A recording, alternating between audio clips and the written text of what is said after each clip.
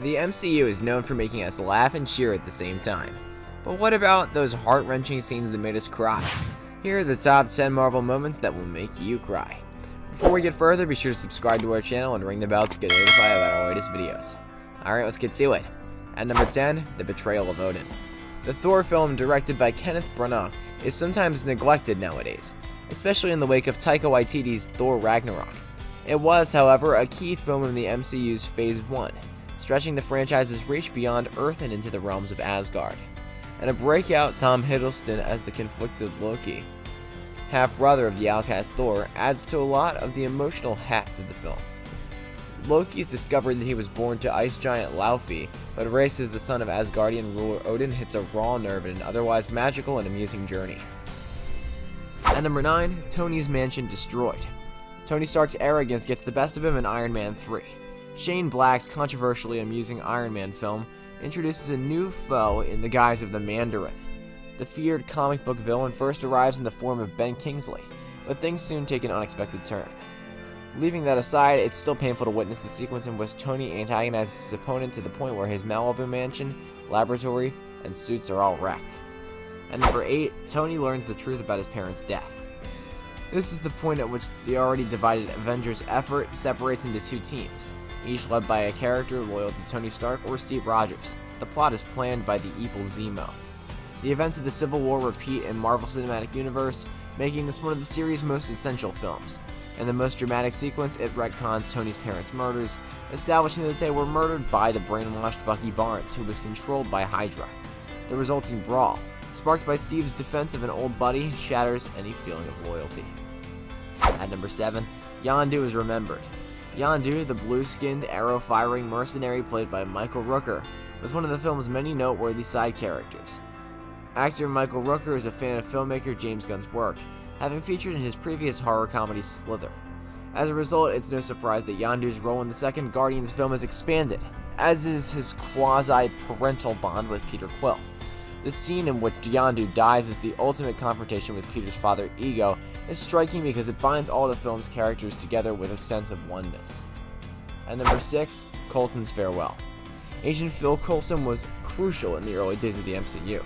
He was in charge of bringing the Avengers' effort to combat diabolical threats, which he formed with his introduction in the first Iron Man film. Coulson experiences a horrific fate at the hands of the teleporting Loki after gathering different heroes on the heli ship. The circumstances surrounding his death have since been complicated by the events of the TV show Agents of S.H.I.E.L.D., but it was terrible to see him go so early in the franchise. At number 5, We Are Groot. Chris Pratt may play the Star-Lord, but another character who can't utter more than 3 words steals the show. Groot, who could speak only 3 words, I am Groot, is delivered by Vin Diesel, and a spectacular succession of nuanced variations is the subject of our discussion. Groot's tear-jerking plea, We Are Groot, to save his newfound network of mates is still one of our favorite scenes. At number 4, Tony met with his father. In the Marvel Cinematic Universe movies, Avengers Endgame has plenty of dramatic moments. One of them is when Tony Stark is eventually reunited with his father thanks to the power of time travel. Of course, Tony can't tell his father, Howard, who he is, lest the ongoing battle against Thanos unravels the thread of space and time. Tony's face rippling with unspoken thoughts and secret regrets. This setup allows Robert Downey Jr. to produce possibly most of his wonderfully delicate and complex acting in the entire franchise. At number 3, The Sacrifice of Black Widow. Endgame pulls the net out from under the MCU with the deaths of not one, but 2 long-standing Avengers figures. When Black Widow and Hawkeye arrive on the planet Vormir, they discover what is required to obtain the Soul Stone. Natasha offers her own life for the greater good. It's perhaps the most selfless act of sacrifice in the whole series. At number 2, Mr. Stark, I Don't Feel So Good.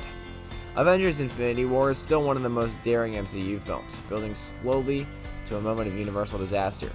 Thanos has been preparing to break the Avengers apart, and he gets his way by dusting half of all life in the universe with the power of the stones. Even Thor's intervention is ineffective, leaving the film to end on the eeriest and darkest note yet in the series. The deaths of significant characters like Spider-Man are heartbreaking to see. During the scene where Spidey falls to nothing in front of his mentor, Tony Stark, Holland reportedly improvised the dialogue. The sound we hear in the theater was everyone taking a deep breath, wondering how the remaining Avengers would turn things around in the next film. And at number 1, Tony's funeral. The goal of the movie Avengers Endgame was to deliver a dose of intense emotion.